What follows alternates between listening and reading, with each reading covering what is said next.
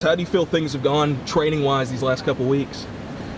Well, it's the start of everything, right? So there's anxieties. Some of the new players are a bit nervous, and our whole focus now is to get everybody comfortable, right? And continue to develop our fitness, our match fitness, which is really hard to do in the short period of time that we have available to us. But I'm really pleased with the intensity, the effort. We're right where we want to be in that area for sure. What were some of the big things you learned from that first exhibition game against Little Rock? We scored 3 really nice goals, and they're usually a very difficult team to score on, and I think we were 0-0 with them here in the regular season last year. So we were pleased with where those goals came from. We had one from developed play. We had one from an individual effort. Phoebe's just taking players on, creating space. And then we had one that resulted from our pressure where they turned it over and Jordan buried it. And Keelan's came from controlled, moving the ball, finding her, taking a player on, and then she hit about a 30-yard shot in the top corner. So those are 3 great ways to score goals. So we're really pleased with that. I think, we're depth in midfield is a little bit of a concern right now with some of the injuries that happened over the summer. So we're going to have to work through that a little bit, and just I think our center back situation, we have some depth issues there and some experience issues that we're going to spend a lot of time on. I think that's probably going to be the last piece that we get sorted out right now. But overall, really pleased with the effort. Kids had great enthusiasm. Everybody got minutes in the game. So it really gave the incoming freshmen an opportunity to play college soccer for the first time. How do you feel like the veterans and the newcomers have really gelled together so far? Well, I think, the collection of players is really a good mix, right? And the way that things have developed over the years here, the returning players take pride in helping the new players learn the way that we do things, learn the traditions, and learn the little pieces of behavior that we expect from the players, right?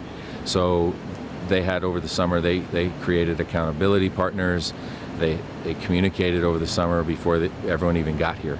So that made it kind of an easier transition for the younger kids. And then having them here for the month of July really allows them to get a feel for going to class and dealing with the academics and the strength and conditioning, and all the aspects of outside of the soccer are already solved before we start practice. So I think the transition piece here has gotten so much better over the years, 100% attributed to the returning players and how serious they take it. This time next week, the season kicks off. How big is it having kind of facing a top 10 team like Arkansas to start the season and really kind of gauge where you guys are? Well, we've had the philosophy here over the last 5 years or so to play a difficult non-conference schedule, and I think the reason you do that is you really want to see where your weaknesses are and the things that other teams may look to exploit. And you will get that in the first 90 minutes of the season when we play a team like Arkansas. They're going to really stretch us in a number of different areas. And by seeing that and evaluating that allows us to get to work on the things that we need to be successful when we get to conference play. And Oklahoma State's going to do the same thing. They're a different style, but they're a top team in the Big 12. And then Kansas as well when we go play at Kansas. Those are games that are going to stretch us, but they're apart enough where we can pick something and work on it, right? And then we have Oklahoma State. If we've made the correction in that area, Oklahoma State's going to expose something else. Well, we got another week to work on that, or 2 weeks to work on that before we have Kansas.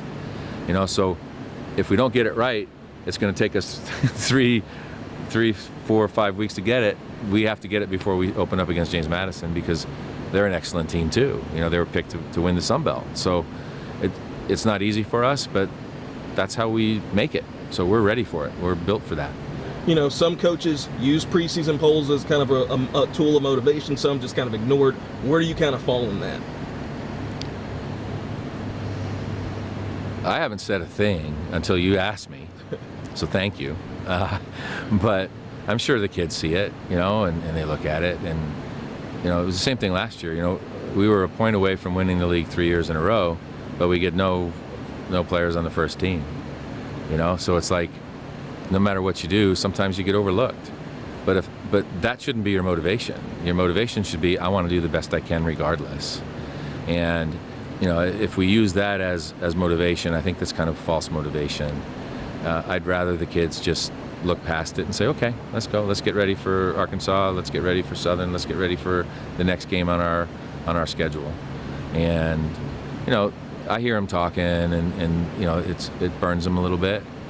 But if they're not doing it for themselves and for their teammates, it doesn't matter. It really doesn't matter. So I think we're in the right place when it comes to that. Last question. I haven't had a chance to ask you about bringing Megan McClure back. How big is it adding a face like that knows this program, but then especially all the success she had as a goalie now on the other side coaching? Yeah, we didn't expect to lose Kelsey. She had an opportunity that kind of fit her personal life and an opportunity to grow as a coach. So what do you do in a situation when you don't have a path to really track someone down? Is you go back to where you're most comfortable. And I've never been as comfortable as a coach than when we had Megan in the goal. So I reached out to her. I know she was back in St. Louis. She was overseas playing for a bit, and she was working with some of the semi-pro WSL teams in the summer, and kind of waiting maybe for an opportunity to continue to play. And I reached out and I said, hey, I got an opportunity for you. And we had a good conversation, and she talked it over with the people that matter to her, and parents, and she said, I'm going to make a go for it. I really want to do it. And she's hit the ground running, and I've got to learn so much more about Megan just since she's been here as a coach than I ever knew about her as a player. It's kind of funny. I wish I knew more of the things I know now, and how she communicates and how she sees things in a very unique and different way. And the things that she's already done for us have made us better.